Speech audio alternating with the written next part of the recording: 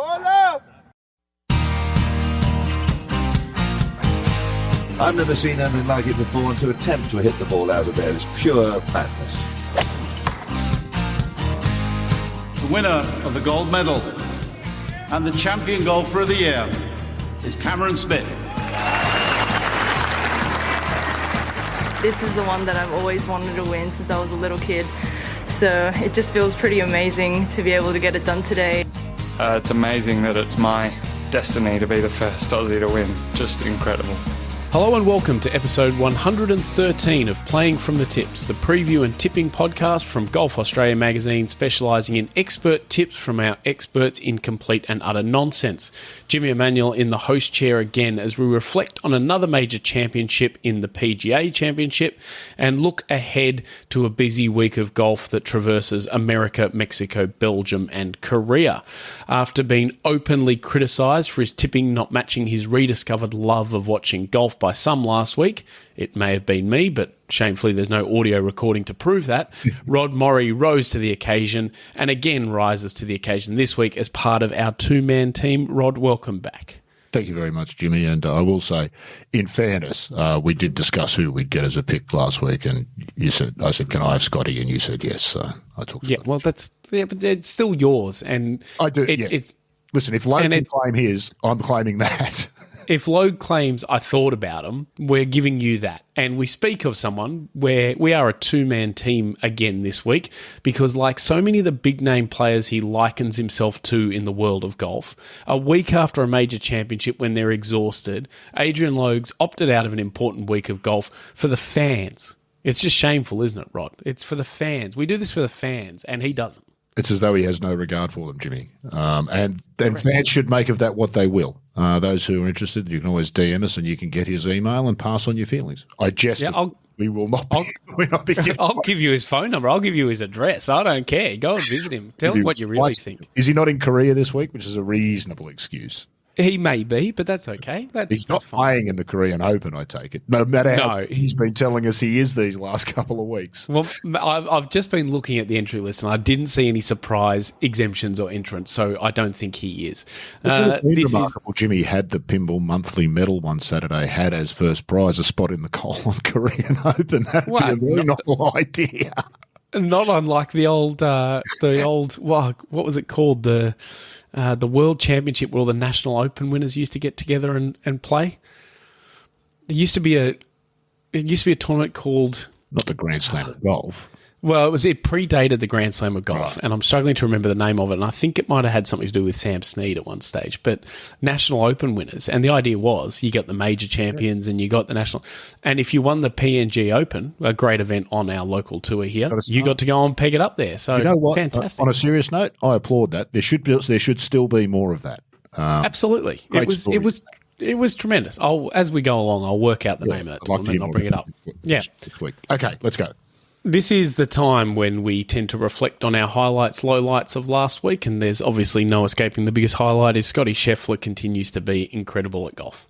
He is, and as a golfer and a golf spectator, you can do nothing but sit back and admire everything about his golf game and I don't mean this as a criticism, and it's not personal, but be disappointed that he's not a more dynamic personality. Yeah. And that's not a criticism, that is him. People have to be who they are, and he is who he is. He is an extraordinarily nice person and an incredible golfer, but he doesn't have the charisma or the electricity of a Spieth or a McIlroy or a Tiger, despite outplaying consistently the last few years, all of them except for one. And if he's half as good as Tiger, and he might be, he's twice as good as the rest.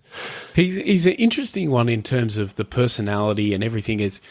It really should, and I think does, suit Middle America as a standout star. Yeah. But they're the people who also want to idolise people who aren't like them, and he's too much like them.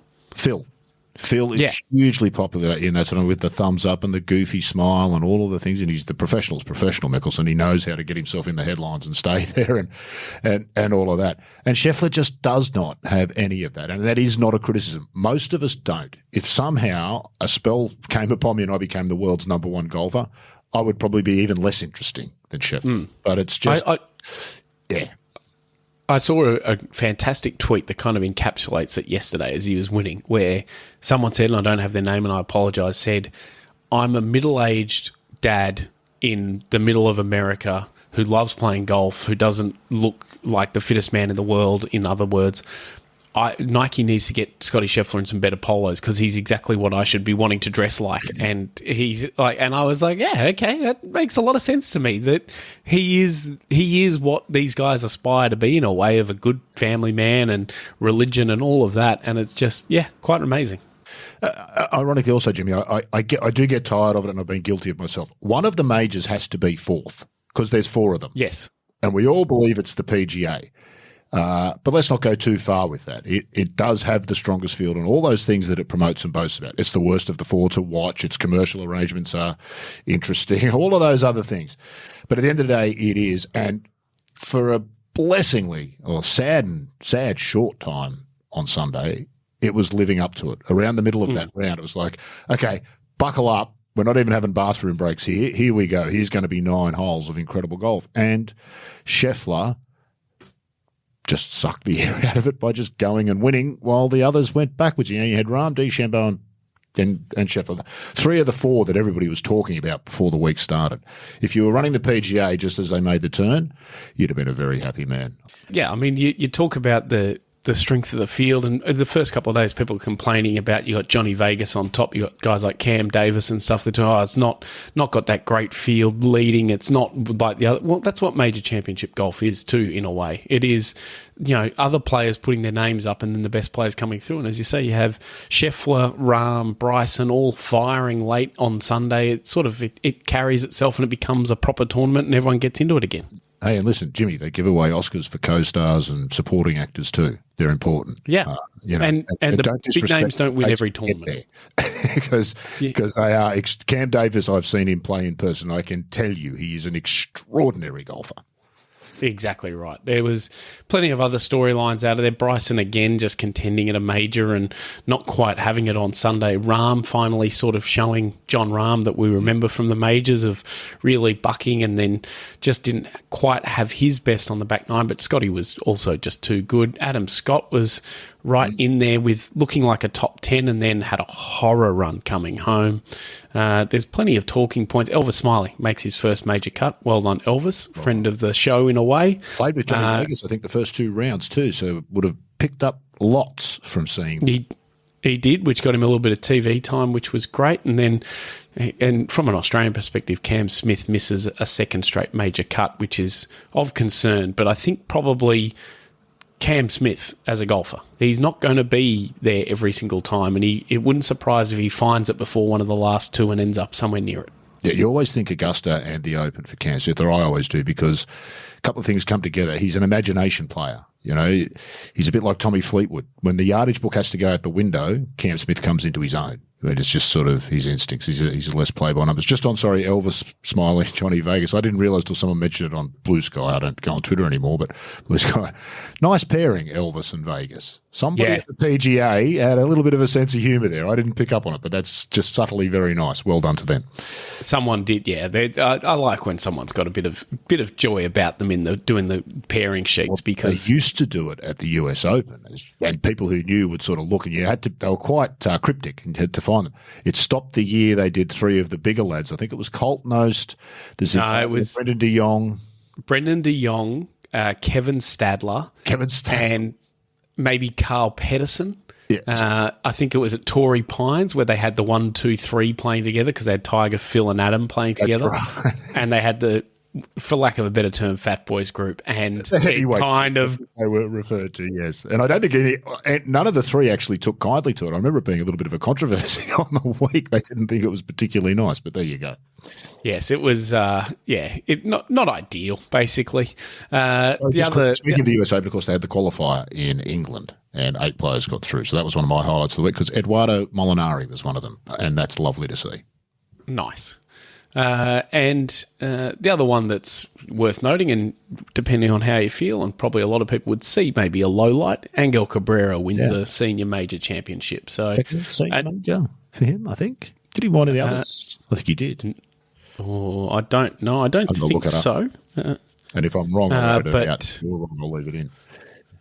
Went to a Monday finish with rain and everything like that at the Regions Tradition, but it's an interesting story that kind of bubbled up at the Masters where it's got more mainstream stuff, but I'm sure it'll get a little bit of attention over the next couple of days, I'd say, from some quarters.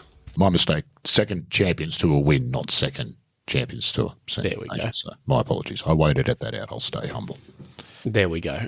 Let's finally wrap things up for the week. We managed 2 top 10s, and Rod, you basically carried Scottie Scheffler on your back to win another major championship. That is, of course, 65 top 10s for us for the year, 29 wins, which you would know makes us the best performing podcast with one host currently in Korea and actively avoiding its National Open. Yeah, endorsed. Yep, there we go. On we go to this week, and we'll start with the PGA Tour and the Charles Schwab Challenge, which of course used to be known as the Colonial National Invitational, or Ben Hogan's event kind of on the PGA Tour. One of the great Texas venues that's linked to Hogan in Colonial Country Club a couple of years ago. Gil Hance did a renovation, just tidied it up. A lot of trees and a lot of messy sight lines that kind of got cleaned up with this. And it's not long. It's just a tick over 7,200 yards, which is long for everyone else in the world except if you've got a PGA Tour card. But it's a little kind of pokey in parts. There's dog legs, there's blocked parts and all this sort of thing. So if you look at the honour roll, basically to get in the conversation to get one of those plaid jackets, and I think they give away a big old truck reconditioned these days, you've got to be a top quality ball striker. If you're not, you're probably not really thinking you're a chance this week.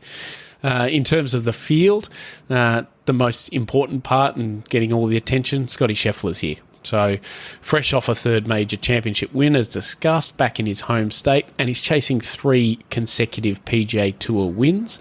Just likes playing in Texas and teeing it up when he can. He's, as we talked about, probably not gone on a crazy party to celebrate his wins. So he's... You don't see him sculling beer out of the Wanamaker, do you, Scotty? No, and that carries a lot of beer. I think a lot of beer in the Wanamaker, that's exactly right. I think Steve Elkington once revealed it was something like 58 cans or stubbies to fill the thing up. Indeed. He also put his child in it. One of the great photos, the kid sitting in the Wanamaker and he's got the lid of the Wanamaker on his head as a trophy. Fantastic stuff. Exactly. In terms of other players, Jordan Spieth is here. He's been a consistent player here as one of those got to start early when he was younger and keeps going back and is, of course, a Texan. The last week halfway leader, Johnny Vegas, we mentioned in the field. Defending champion Davis Riley. Tommy Fleetwood's another one of note. We've mentioned him already, but he's always worth watching in a place like this where you've got to sort of shape shots and not necessarily wail away with driver off the tee. On the Australian side, Carl Phillips and Cam Davis tee it up while Aaron Baddeley sits as an alternate, hoping that someone decides they don't want to play and he gets a start. And it had a bit of chat last week, given he was in the field at Quail Hollow. But Michael Block gets a sponsor's invite, which is interesting, I'd say. Having experience with him when he came down to Australia, you can understand it from a tournament perspective because he would do every single thing he's asked. He's fantastic with the corporates. He'd go and do marquee visits. PGA Tour players aren't necessarily doing that. They probably get a lot of value out of him. They probably don't need to worry about selling too many tickets because they got Scottie Scheffler in Texas at one of the PGA Tour's traditional events. So it's doing a job for them. It's a misunderstood part of the game by fans, I think, who... You know this from seeing the back end of running a tournament, Jimmy. There's a lot of stuff that's way more important than the golf. And it's offensive to hear as a golf fan where all you're interested in is the golf. But in terms of organising tournaments, and those, it's the least important part because it will take care of itself. The players will go out on the course and they'll play good golf. And the job of the organiser is to make sure as many people get to see that as possible. So, you know, I know it'll always be contentious. We've had footballers and actors and all sorts of people given sponsors exemptions into professional events, and it always creates a bit of a stir. But ultimately, at the end of the day, I think the system's pretty right. And good on you, right. Michael Block has been seen on TV from all over the world because he's gone and played outside of the US and all over the world as well in different parts. So it's absolutely, I agree with you. It's a no-brainer in some ways. Yeah, it's the prerogative of the tournament director and the sponsors to do as they please, and this one obviously gets them a result because they wouldn't do it otherwise. So don't underestimate how good he is as a player either. You don't. He can play. He can't play the PGA Tour, but that's a level of golf most won't ever see. If you saw Michael Block play in person, you'd think he was the best golfer you'd ever seen, most likely, unless you're on the PGA Tour yourself. Absolutely. A absolute flusher is how I would describe him. So we may as well get some tips for this week. I'll leave it open to you to go first, Rod. Well, you mentioned the name, Spieth. We all keep waiting for him. This is the joy of Spieth, isn't it? You just never know when the electricity switch is going to be flicked. Hasn't been there. Week in and week out, we wait for it. But here in particular, I think Jordan Spieth's a seeing golfer. That's why he's always done well at Augusta. It's a real see and feel game for him rather than a paint-by-numbers game, as we were sort of saying. And he's always done well here, I think, partly based on that. I'm tipping all the best stories this week, Jimmy. They're not necessarily the most sensible tips, but Spieth would be a fabulous story if he was to get up this week and win. Nice. I'm going to tip. 10 in 10 starts, by the way, suggest that, yeah, he's not without a chance. No, exactly. I'd suggest he's actually a very, very good chance, and he keeps showing something. He feels like he's on the edge of doing something special. So makes sense and is a good story. And I'm going to go with Scottie Scheffler because it's the most easy, obvious, and he's pretty much guaranteed to give me some sort of result. So I think that's probably pretty fair. He's in a league now where it's difficult to make a case against him. All you have is fatigue from last week. There is nothing else about his golf that suggests anything but another victory because, you know, he's won these things going away from players who can play and are playing well. It's a level of golf we have not seen for a very long time. And, of course, he's not here this week, so let's bring back Who Would Logue pick. Oh, I didn't even think of this. Yeah, of course, everyone's favourite game. Yeah. And I've sort of brushed through a little bit for this one and thought, where am I going to go with what would Logue want to do? So he's going to go with Akshay Bhatia. Ooh. And because? He's going to have some sort of reason, but I haven't actually developed the reason on this one. But it's just a good chance that actually he's going to do something because he's a really good player. There's been a few little dips and drops in this season for Akshay, but he feels like a Logue kind of guy. Yeah, left-handed, I'd go along. tall, rangy, wears glasses. There's enough difference about him that he has to be in Logue's wheelhouse. He's in that left field. By the way, if you listen to the Sir Bob Charles interview that we released last week on the thing about golf, he's adamant that he's actually right-handed, Bob Charles. Have a listen. It's extraordinary how he explains that, in fact, it's Akshay and he are right-handed and the rest of us are left-handed. Moving on. Okay. Okay. Hopefully that encourages a few people to go and listen. It was an interesting exercise. In that same vein, this isn't my strongest ever Logue pick, but just looking down the field, I'm going to go with Nico Echevarria.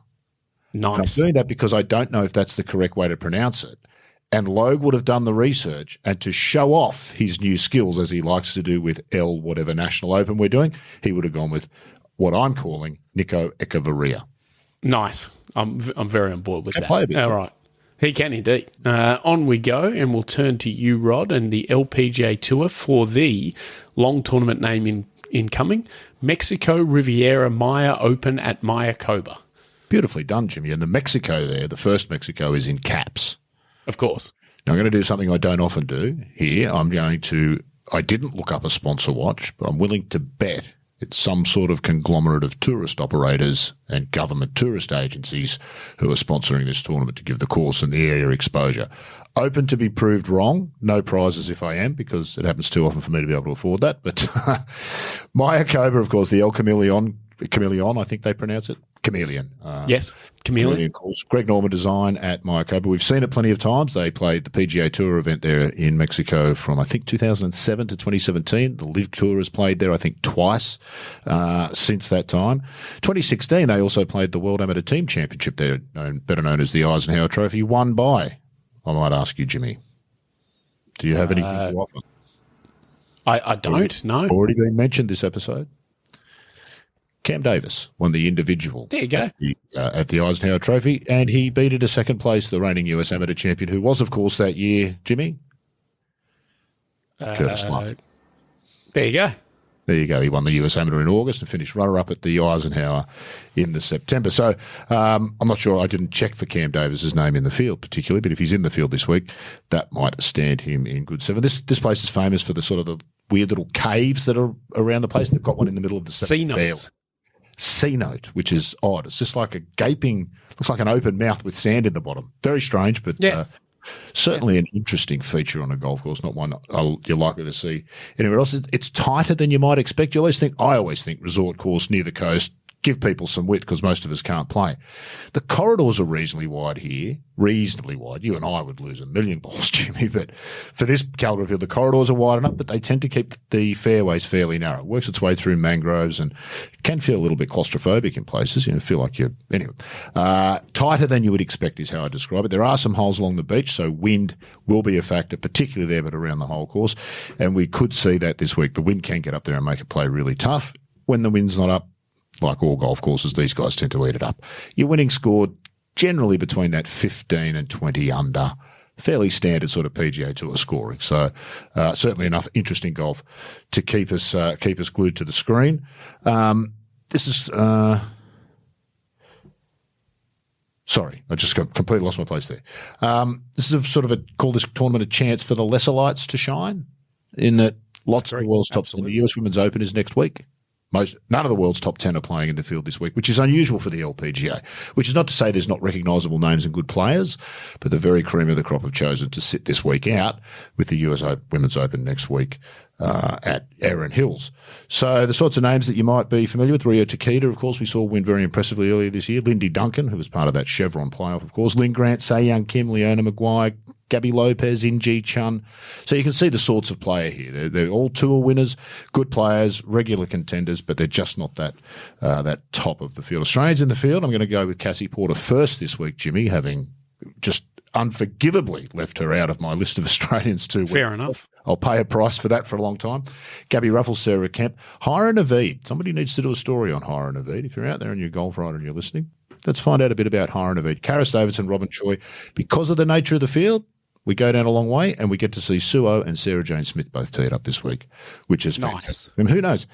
Players catch lightning in a bottle, Jimmy. And they're both of those, and either of those, if they were to do well this week, would be a fabulous story. So we wish them all the best. We've talked a lot about how many players we've got on the LPGA Tour as Australia.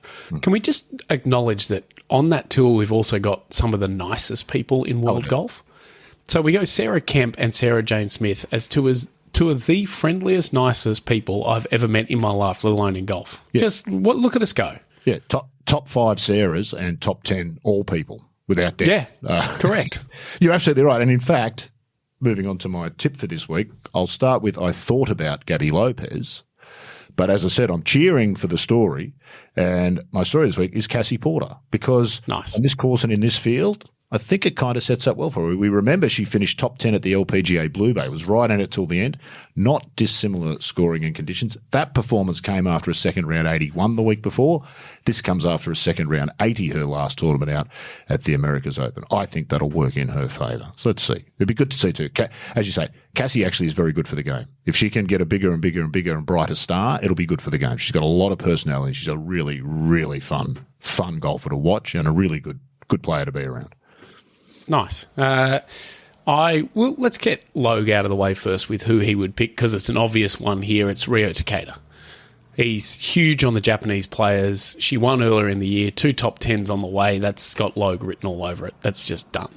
But in terms of me, Lynn Grant is someone I've spoken about a fair bit on this podcast and generally, and for good reason. I've spent some time with her and worked on some stories about her and everything like that. But she has played not near the level of golf she is capable of, and feels to me like the kind of person who that will really bug and will see this event as, here's my chance. I should be a level of player where I can skip this event. Yes. So I need to go out and show that I'm capable of that. Maybe won't have her best stuff at a major or anything this year, but will come out and really show who she is in a tournament like this. So Lynn Grant for me. It's an excellent choice, Jimmy, because in some ways she kind of needs to live up to that golf swing. Which is just an extraordinary thing of beauty to look at. And you're right, her results haven't been what they should be. She's a better player than she's been playing. It's always a ridiculous thing to say, but she's a better player than she's been showing. Absolutely. We keep moving, and let's go to the DP World Tour now. And Rod, you're going to tell us about the Soudal Open. Well, in this case, Jimmy, I did actually do some research. Soudal, I don't know if I looked this up last year, but they are in fact Belgium's I think I remember. Manufacturer of adhesives and sealants. Yeah. So I wouldn't have thought that was such a big business, Jimmy. Au contraire. Well, it's a very big business. This only came to me last night when doing some research myself, and I saw the tee marker was one of those like adhesive or corking gun type things. Yes. So they've gotten into the novelty tee marker game, which I am a huge fan of. I am completely on board. Big company, Jimmy, though. Turned over $1 billion last year. They've got 4,100 employees worldwide. So it is big business. But more importantly, they've actually chosen to invest some of that large sums of money that they're generating into this tournament through 2027. And it's good to have them. We don't acknowledge sponsors for all sorts of reasons. Most people aren't that interested in sponsors, but they do make it all happen, and they're with us till 2027, so good on them. If you're in the market for some sort of adhesive or sealant, have a crack at Soudal first. This message was unpaid. This is at the Rinkven International Golf Club in Antwerp in Belgium. It's a 36-hole complex. They use a composite of 2 courses there to make up the tournament course. Narrow is the word that springs to mind, Jimmy.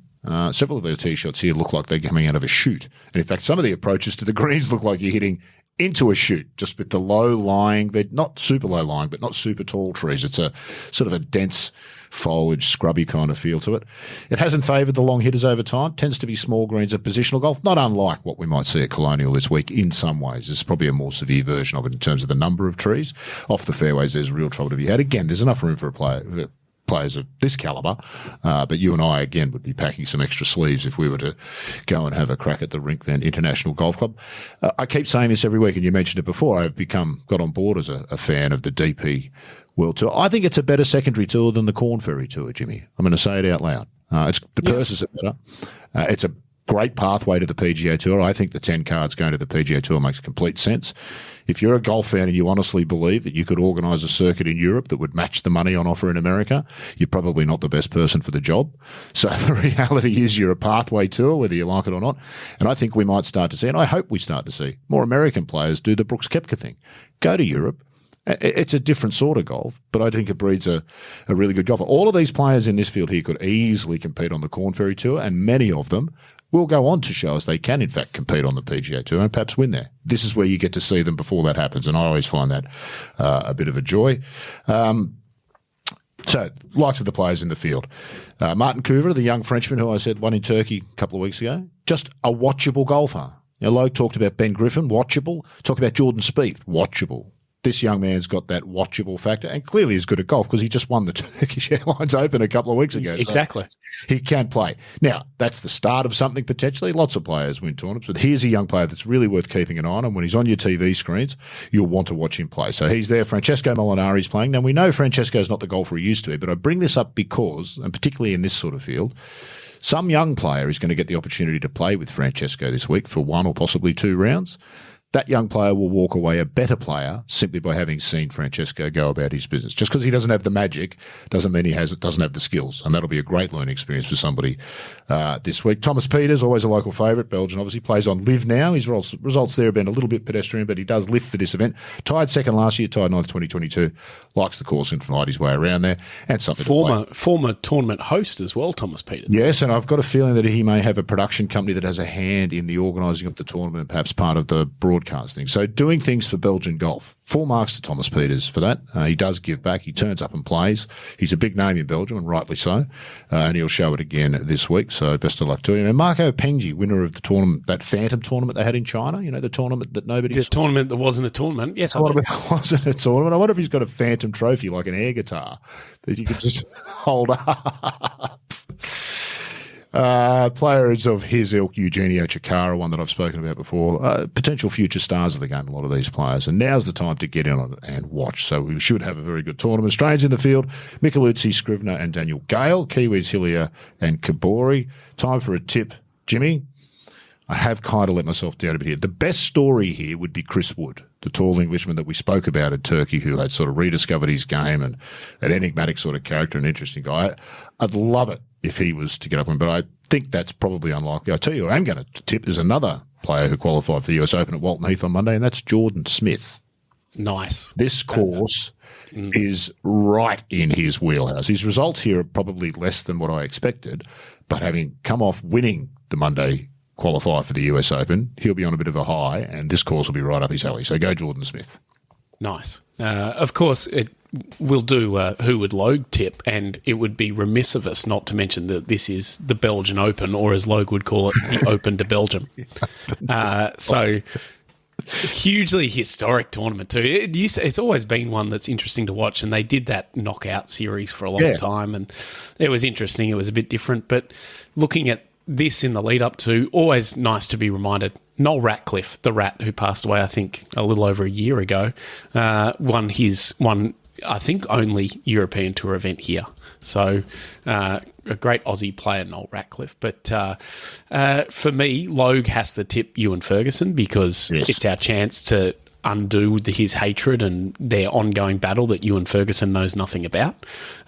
So I think Ferguson for Logue, and then Thomas Pieters for me. As you said, he loves this event. He lives for this event. It's a massive part, I'd say, of his schedule. And there's also a bit of Thomas Pieters that is maybe take that establishment, given he now plays on Live, winning a European Tour event, it'd be right up Thomas Pieters' alley, I'd say. In your face, I think, is the term you're looking for, Jimmy.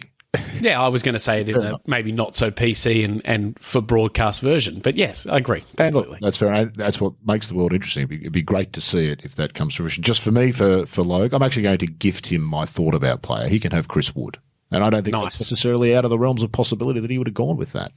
Nice. I like it. Finally, Asian Tour in Korea with Logue for the Kolon Korea Open, presented by Elord, capital letters for Elord, which is a clothing company. Always interested me that in the tournament, an official tournament name, now obviously in Korea it would have a name written in Korean, so it would maybe be different. But they go Korea Open, not Korean Open. I've never been able to find a reason. I haven't looked that hard. But every year when I look at this tournament, I go, geez, that's a bit odd. So it's to do with translation somehow, whether in Korea when you speak about it like a national open, whether linguistically it's correct to say Korea Open rather than Korean. It'll be something. We're going to have a solution here because we've got a man on the ground. So we're going to put him to task and say, find out why, and we will report back. Yeah, fantastic, Jimmy. Well done. Another event that's been around for a long time, dates back to 1958, and major champion Orville Moody won the first three of them, which is a cool little bit of history. Vijay Singh won, John Daly won, Ricky Fowler won here. It's just one of those great little tournaments on a smaller tour than the PGA Tour that has a lot of history and interest that kind of gets forgotten about by a lot of people. I think you'll find, actually, Jimmy, in that sense. And I'm not trying that. It's a fabulous thing that John Daly and Ricky Fowler have been and played in Korea. Fantastic for the fans, but that's how they get there. And it's wonderful to get them on the honour roll. I think it's a real testament to a tournament, I think. Agreed. Completely new venue this year. It is the Dunes course at La Vie est Belle, which is horrendous French pronunciation of something that apparently stands for life is beautiful in French. So interesting there. But if you actually Google La Vie est Belle without Korea or golf, you'll find a perfume from Lancôme that I'm sure is absolutely to die for. So plenty of interest in all of that. That's probably, you'll find a lot more detail about the perfume than you will about the golf course. Of course. It's been reviewed because in much greater detail by the sound of it. There's two courses here, the Old Course and the Dunes course, which hosts this week. The Old Course, worryingly for anyone who's in this kind of caper, is that you look at it and every review and stuff mentions that it's likened to the more famous Old Course at St Andrews. So always a concern, but two separate clubhouses for the courses, so it's got to be a huge bit of property at Gangwon in South Korea, designed by Song Ho Cheng, and it opened in 2016. That's about all you'll find out until you turn on the TV, if you can find some broadcasting of this event. But Kentucky bluegrass fairways, bent grass greens. So my guess is there's a bit of American sort of styled golf, but given the Old Course has a bit of links style influence, it could be a bit of anything. Korean golf, quite underrated, to be honest. A lot of great golf courses in Korea, and the Korean golf culture is unique. So it is worth keeping an eye on this one. Majority Korean field, unsurprisingly. Danny Lee is the only one who makes a start from the live ranks, which has been pretty consistent on the Asian Tour, but understandably on the back of a major, and they're in America next. There's not a lot of them there, but you've got former liver, if you want to call them that, a liver. Can you be a liver? Yeah. Your kidney. Sorry. Yeah, I just thought that this morning. I thought, yeah, why not? Siwon Kim, Jazz Jane Watnanond, one of our favourites, stands out as a player to watch. So too for me, Sung Moon Bae, who's one of those who had success in America and then had to go do his Korean military service, and Korea hasn't quite kicked off again since, so worth watching him. Quite a few Aussies, and they are Ryan Peake, Travis Smythe, Maverick Ancliffe, Aaron Wilkin, Kevin Yuan, and Jed Morgan. And we will get a tip, and my tip is going to be Jazz Jane Watnanond, because I haven't tipped him for a while, and I just like saying his name. Yep, and because you're one of the few who can say it, Jimmy, and if I was you, I would be out there doing exactly the same thing at every opportunity. I'd be and typing it, because I spell it every single time and just get it right every time. So do you know I have never have I got the spelling of Miguel Angel Jimenez correct on first. Yeah, that's a tricky Any time one. I've written it, never. Everyone's going to go Jimi, but it's not I, it's E. Exactly. It's like the USB, the old USB cable where it could be upside down to the right. Exactly. You always get it wrong the first time. It's a physical law that can't be denied. I was just going to say, Jimmy, before we go to good to see Jed Morgan's been pretty consistent these last few weeks. A real turnaround in his game.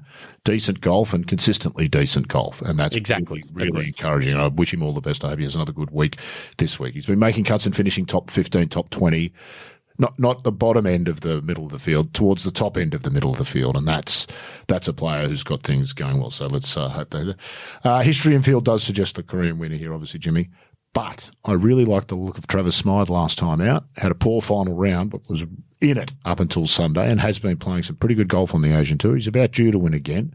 I'm not as familiar with most of the Korean golfers as you'd like to be, but I do think Trav's been playing well, and I wouldn't be at all surprised to see him up around there come Sunday. He would break quite a long line of Korean winners for this tournament. Actually, it's been a while since we had an international winner, so let's wish Trav all the best. I'd say for the Who Would Logue pick for the final one of the episode, I'd say he's going to go with Bio Kim. Oh, one me of our too. favourites. That's exactly who I picked for him as well. We know that's exactly who he's going to back. One of our favourites for, of course, being suspended for flipping the bird during a tournament, and just everyone loves Bio Kim. There's just, how could you not? And just with it's a great name and everything like that, and maybe Logue will catch up for a drink in Korea. He's probably got the best chance of the three of us of picking with the tips. It's very true. All right, that will just about do us for episode 113. Rod, I assume the Soudal Open is going to be head of your viewing for the week? Well, it's just the way the times work, Jimmy. Yes, although the Asian Tour is always good too, because the time frame in the afternoon, it's a time when sometimes you can slip the TV on and dinner's coming up and those things. So that's why I've been watching the European Tour. Certainly not late at night, Jimmy, because that's a young man's game, and that I am no longer. So I rarely get to see the finish of the European Tour rounds, but I've been seeing quite a bit of the start of it. Yes, it will probably dominate my viewing this week. It's caught my interest. It genuinely caught my interest. I'm now recognising the names of these players. I'd like to see how he goes this week. And nice. That's how it needs to work. That's what gives you a product that works. So get on board. Join me on the DP World Tour fan train. I like it. We're going to also spend some time over the next couple of days sending a letter to the Korean Golf Association that Logue's in the country and he's not attending the tournament. That's something we're going to undertake. And I mentioned it off the top, and this is how good we are at on-the-fly stuff. The tournament I was talking about for National Open winners, Saracen World Open. Oh, fantastic. And, of course, the name, as soon as you say it, yes, of course I remember that, Saracen World Open. Well done, Jim. There you go. You can, of course, keep up to date with all these events and so much more on the Golf Australia magazine website, golfaustralia.com.au, and get out and get a copy of the June issue of the magazine. There's a guy who you'll recognise on the cover, Scottie Scheffler. It's the US Open preview issue. So that is men's and women's US Opens. Rod mentioned off the top that the US Women's Open is next week, so get out and get the preview there, written by Karen Harding. Matt Cleary looks at the men's US Open. There's a big feature on the mental game, and there's instruction from a great mental coach, so very valuable to all. And if you need to be convinced, there's something from Mike Clayton on the Melbourne Sandbelt. Enough said. I'm into all of that, Jimmy, and I will just say that that mental stuff, it's the low-hanging fruit in golf. Seriously, do yourself a favour and read it, whatever it is. It's so much more important than most of us give credit to. Swing's only one small part of the game. Correct. All right, well, that will just do us for the episode. Thank you for listening. We'll be back next week on Playing from the Tips.